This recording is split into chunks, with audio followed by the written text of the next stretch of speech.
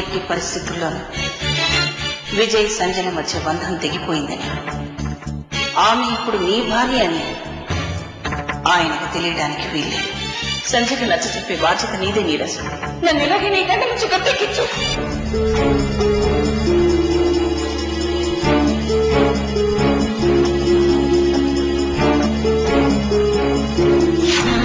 మన మధ్యకి మరో పుల్లి అతిథి రాబోతున్నాడు.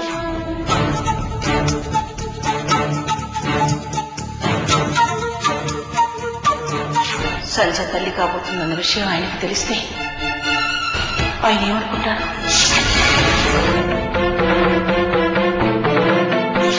నీకు 12 మగబిడ్డ పుట్టాలని మనసారా కోరుకుంటున్నాను. కొంపదీసి కడుపులో పెట్టిన కడుపులోనే. వద్దు నీరజ్, పొరపాటు కూడా నేను తప్పు నిర్ణయాలు తీసుకోవద్దు.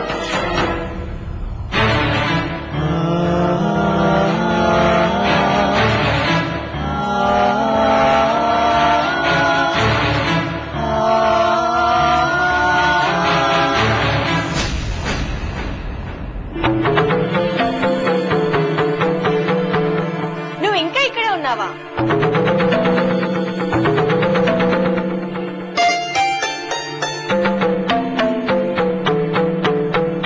నేను చెప్పిన తీపి కబురు విని నువ్వు ఏ స్వీట్ బాక్స్ కోసం వెళ్ళుంటావు అనుకున్నాను. ఈ విషయం మహాలక్ష్మి గారికి చెప్దామని ఇందాకే ఫోన్ చేశాను. ఇప్పుడు వాళ్ళు అక్కడ ఉండట్లేరంట. రేపు పెళ్ళైపోయి అందరూ అమెరికాలోనే ఉంటున్నారంట. ఎవరు పరమేశ్ చెప్పింది.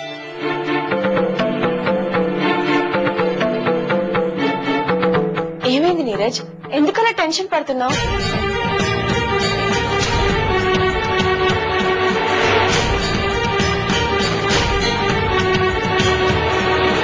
నాతో చెప్పడానికి ఏంటి? ఏదైనా సమస్య వచ్చి పడిందా? చెప్పు నీరజ్.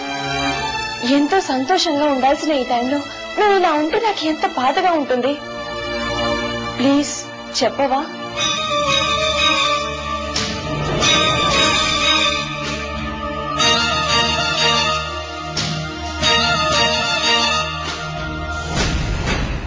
చెప్పు నీరజ్. నువ్వు ఇక్కడికి రాకుండా ఉండాల్సింది. మనం ఇలా మాట్లాడుకోవడం తాతయ్య చూస్తే. అందుక ఇంత టెన్షన్ పడుతున్నావు?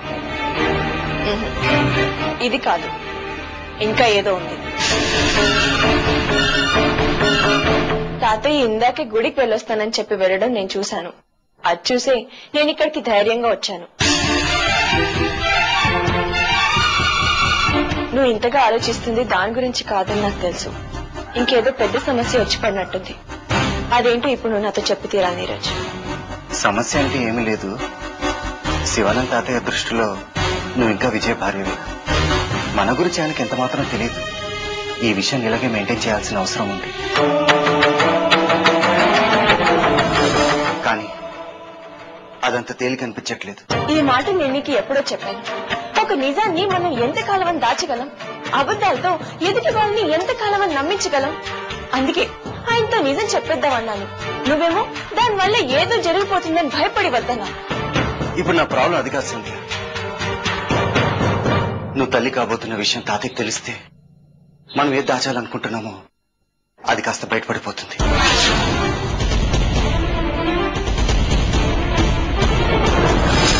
దానివల్ల చాలా సమస్యలు పుట్టుకొస్తాయి. అవును మరి, అబద్ధంతో కట్టిన కోట ఎప్పటికైనా అవస్థల్నే తెచ్చిపెడుతుంది. కానీ నీకు మాట ఇచ్చాను కాబట్టి నాకు నేనుగా ఈ విషయాన్ని తాతయ్యతో ఎప్పటికీ చెప్పను. ఇదొకరు చెప్పాల్సిన అవసరం లేదు. ఇంకో 2-3 నెలలు ఆగితే నువ్వు ప్రెగ్నెంట్ అన్న విషయం ఆటోమేటిక్ గా నేను చూస్తేనే తెలిసిపోతుంది. ఆయన దృష్టిలో నువ్వు విజయ భార్య కాబట్టి, విజయలో ఉన్న లోపం ఆయనకు పూర్తిగా తెలుసు కాబట్టి ఆయన తప్పకుండా సందేహిస్తారు.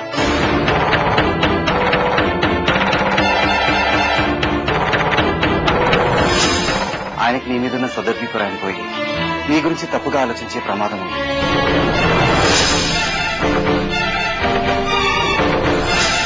అప్పుడైనా తప్పకుండా అందరినీ నిలదీసి అడుగుతారు.